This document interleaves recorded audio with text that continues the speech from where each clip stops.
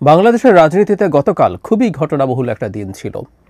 অনেকগুলো গুরুত্বপূর্ণ ঘটনা ঘটেছে, কিন্তু শেষ পর্যন্ত রাতের বেলা প্রধান উপদেষ্টা তার জাতির উদ্দেশ্যে ভাষণে নির্বাচনের একটা সুস্পষ্ট তারিখের কথা জানিয়েছেন। সেটাই সবচেয়ে গুরুত্বপূর্ণ হয়ে দাঁড়িয়েছে। সেটা নিয়ে কথা বলতে চাই, এবং সেই প্রশ্নটা, এই ঘোষণা কি নির্বাচনকে নিশ্চিত করছে নাকি কোনো অনিশ্চয়তা আছে? আমরা কিভাবে দেখব এটাকে? আরও যে সব ঘটনা ঘটলো এগুলো নিয়ে একটু কথা বলা হয়তো দরকার হবে। দ্বিতীয় গুরুত্বপূর্ণ ঘটনাটা হচ্ছে একটা ঘোষণাপত্র বাংলাদেশ সরকার গ্রহণ করেছে। প্রধান উপদেষ্টা স্বয়ং সেটা পাঠ করেছেন।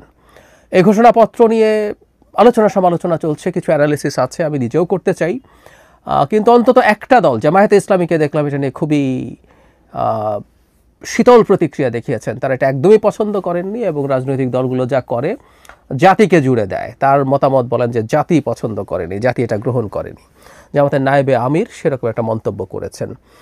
কেন তাদের এতটা নাখোশ হবার কারণ, এগুলো নিয়েও কথা বলতে চাই। আরেকটা ঘটনা, এটা আসলে কি ডাইমেনশনে দেখা হবে জানি না। এনসিপির কয়েকজন নেতা হঠাৎ কক্সবাজারে গেছেন এবং তারা পিটার হাসের সাথে দেখা করেছেন। বৈঠক পূর্ব নির্ধারিত ছিল ইত্যাদি ইত্যাদি বলে নানান নিউজ ছড়িয়ে পড়ে। দেশের মেইন স্ট্রিম নিউজ মিডিয়া এটা নিয়ে নিউজ করে, কিন্তু শেষ পর্যন্ত জানা গেল পিটার হাস দেশেই নেই। কিন্তু তারপরও তারা এইভাবে গেলেন 5 তারিখে, এবং একটা সিসিটিভি ফুটেজে যেভাবে দেখা যায় তারা যেভাবে বিমানবন্দরে যে জায়গা দিয়ে বেরোচ্ছেন, এটা খুব স্বাভাবিক না। সো এটা নিয়েও প্রচুর কথাবার্তা হয়েছে। সব ছাপিয়ে যে বললাম, শেষ পর্যন্ত নির্বাচনের ডেট স্পেসিফিকলি বলা হয়েছে অলমোস্ট, সেটা নিয়ে এই কথাটা জরুরি। আপনাদের হয়তো মনে আছে, যারা আমাকে নিয়মিত দেখেন এখানে বা টিভি টক শোতে, আমি একটা কথা ডক্টর ইউনূসের লন্ডন সফরের পর ক্লিয়ারলি বলেছিলাম। সেটা হচ্ছে জনাব তারেক রহমানের সাথে বৈঠকের পর সরকারি যে স্টেটমেন্টটা দেওয়া হয়েছে সেটার মধ্যে কিছু যদি কিন্তু ছিল, 3টা যদি কিন্তু অ্যাটলিস্ট ছিল। একটা হচ্ছে যদি প্রস্তুতি সম্পন্ন হয়, সংস্কার এবং বিচার যদি সঠিকভাবে সম্পন্ন করা যায়, সেই সাপেক্ষে রমজানের আগে ফেব্রুয়ারিতে নির্বাচন হতেও পারে।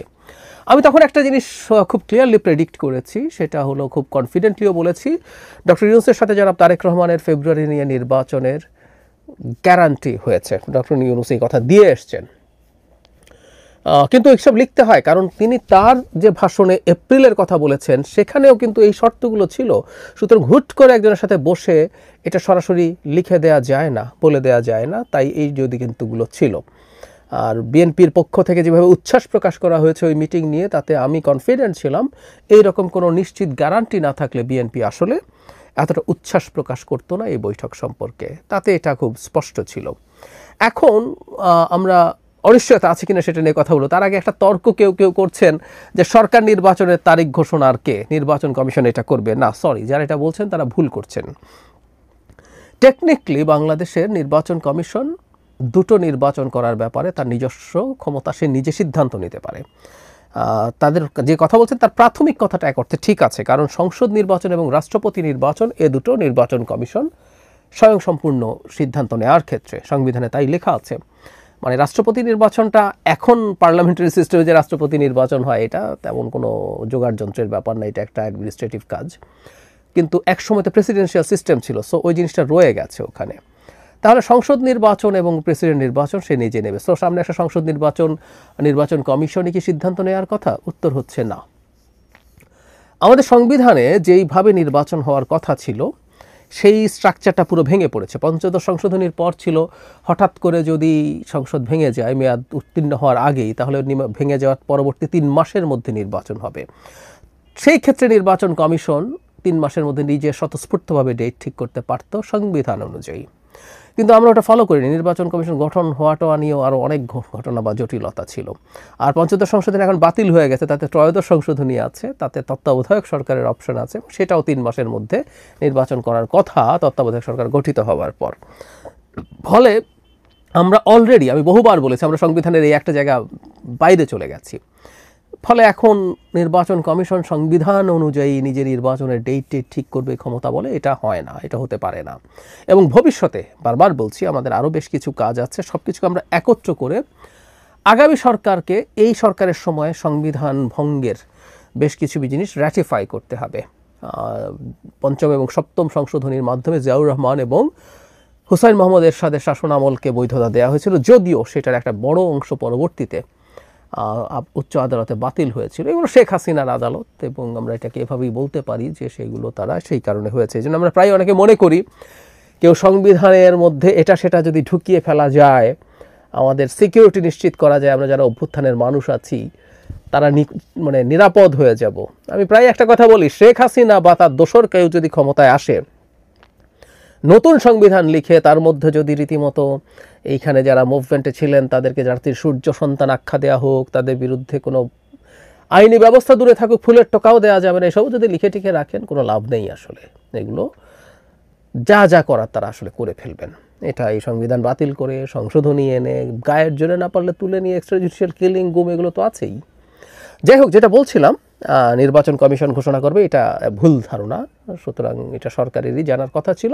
এবং প্রধান উপদেষ্টা যেটা জানিয়েছেন, নির্বাচন কমিশনকে তারা একটা চিঠির মাধ্যমে জানাবেন রমজানের আগে ফেব্রুয়ারি মাসেই একটা ডেট ঠিক করার জন্য। তার মানে মোটা দাগে সেকেন্ড উইকের মধ্যেই নির্বাচন হবে বা থার্ড উইকের শুরুর দিকে, এরকম একটা কিছু মোটামুটি নিশ্চিত হয়ে গেছে। থার্ড উইকের শুরু না, সেকেন্ড উইকের মধ্যেই নির্বাচন হবে, ব্যাপারটা এইরকমই, এটা নিশ্চিত হয়ে গেছে। এখন প্রধান উপদেষ্টা তার জায়গা থেকে তার কথা রাখলেন এবং তিনি নির্বাচন দিতে চান কি চান না এই ধরনের একটা কনফিউশন ছড়িয়ে পড়েছিল বিভিন্ন দিকে। আমি ব্যক্তিগতভাবে মনে করি তিনি নিজে অ্যাটলিস্ট যে কথা তিনি দিয়েছেন সেই কথাটা তিনি রাখতে চান। কারণ আমরা প্রায় একটা কথা বলছি যে ডক্টর ইউনূস আগে কেমন ছিলেন, তিনি গ্রামীণে কেমন ছিলেন, তিনি অন্যান্য প্রতিষ্ঠানে কেমন ছিলেন, সেটার জন্য জাতি খুব ওয়াকিবহাল ছিল না।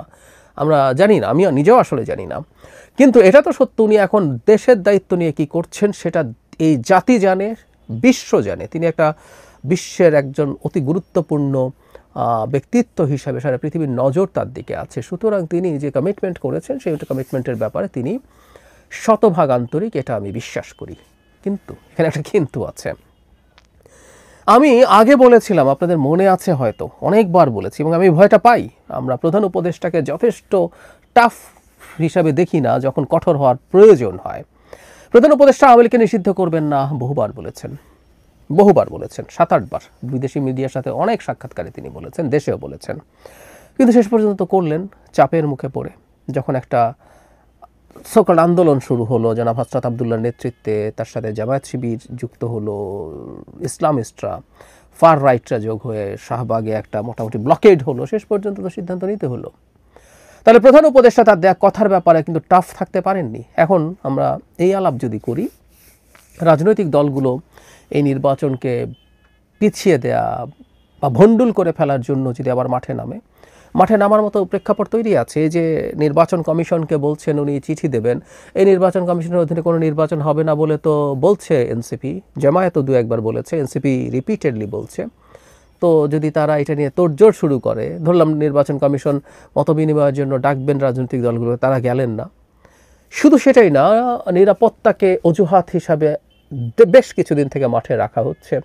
এটার সাথে যেমন এনসিপির বক্তব্য আছে, জামায়াতের আমিরও একই রকম বক্তব্য দিয়েছেন যে নির্বাচনের এই পরিস্থিতিতে কিভাবে নির্বাচন হতে পারে। প্রধান উপদেষ্টা স্বয়ং এই ধরনের নির্বাচনের প্রেক্ষাপট বিবেচনায়, আইনশৃঙ্খলার প্রেক্ষাপট বিবেচনায় তিনি নির্বাচন কিভাবে হবে ধরনের কথা কিছু রাজনৈতিক দলের নেতার সামনে বলেছেন। ফলে অনেকগুলো যদি কিন্তু এখনও রয়ে গেছে বলে আমি মনে করি।